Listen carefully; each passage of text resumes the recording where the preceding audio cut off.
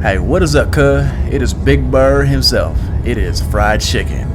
As promised, we're gonna jump right into If I Fits, I Sits with the Starlancer Max. Today I'm gonna be stuffing this bird up with everything that I can think of, every ground vehicle that I have in my arsenal, to see what fits in there.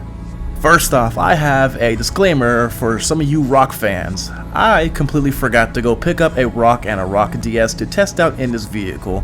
So those vehicles are not going to be included in this video. I do apologize again, the Rock and the Rock DS are not included. Let's carry on with the video. So I picked a whole plethora of vehicles from different shapes and sizes to see what can fit in the Starlancer Max. I actually had a lot of fun with this. It took a lot of time to prep, and I even ended up bugging out the ship so badly that it ended up blowing up just because the vehicle I tried stuffing in there would not fit.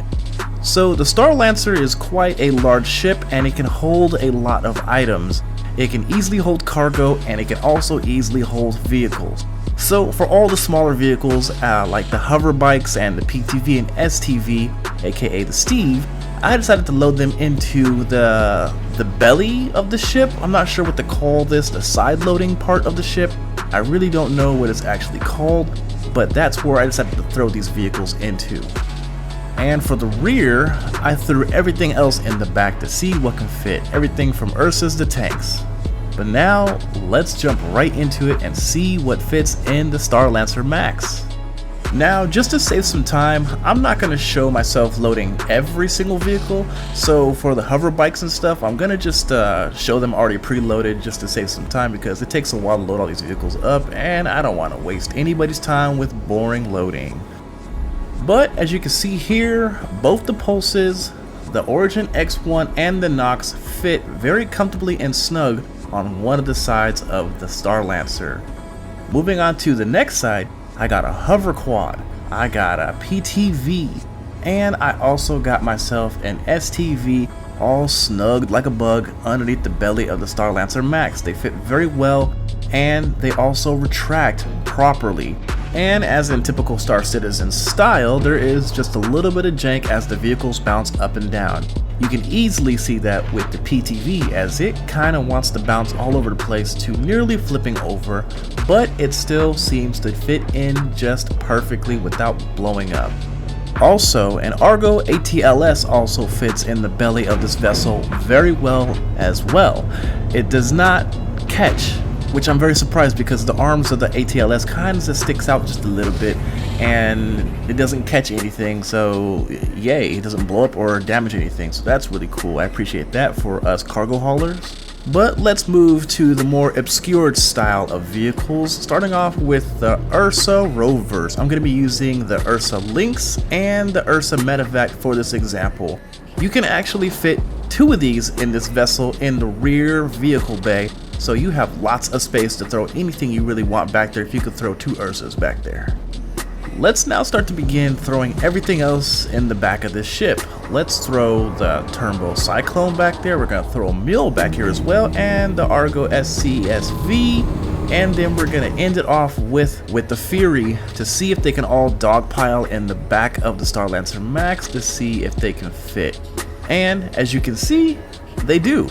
Pretty well actually, minus the Fury. The Fury does flip the Cyclone onto its side a little bit. That's just me and my improper parking job. I didn't park the Cyclone all that good. I kind of just threw it in there and left it. So if I did a little bit of adjusting, I'm probably sure I could have got it to fit easier. But now, here comes the devastating part. Here comes the Turbo Storm.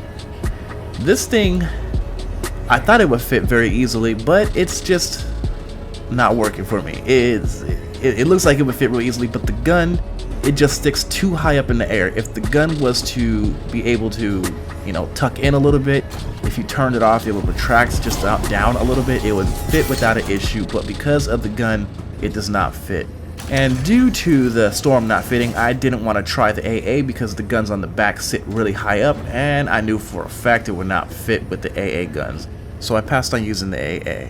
But as you can see here, it really did flip over. It's upside down now, and I can't even use the ship just because of this little mishap right here. So I had to despawn it and do a bunch of other stuff just to get the shit back into the mix, because I was not able to continue my testing with it like this. So the very next vehicle I wanted to throw into the Starlancer was going to be the Merlin P52. This vehicle slides right in without no issue. All you got to do is just retract your landing gear and fly in at a little angle, and then put your landing gear down and you are good to go.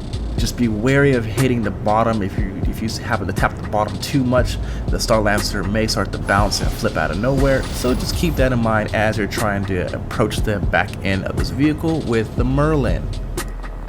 Next up on the chopping block is the Anvil Spartan. Let me just save you some time. This thing is huge. It barely fits in the Polaris, and it's just not going to fit inside of this ship either. If the angle of the loading ramp was just a little bit more steep, if there was more of an angle, I'm probably sure I could get it to fit. There appears to be enough ground clearance from the ground to the roof of the ship. It's just the angle of the loading ramp which makes it a little bit tough, so that's why I'm not able to fit this in there. And it's kind of sad because, you know, the Aresta, the Spartan, and the Rhino, whatever those are called, those are all really cool vehicles that does a lot of functionality for ground-based battling, and this ship would fit, but it's just a little bit too tall, sadly. But now let's move on to the final vehicle, the granddaddy himself, the Nova tank.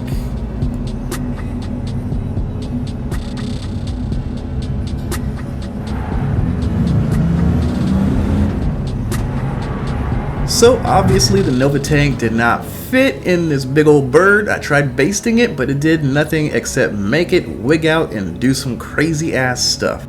So I was like, whatever, let me blow it up and just have some fun with it. But that is my video. If I fits, I can sits for the MISC Starlancer Max.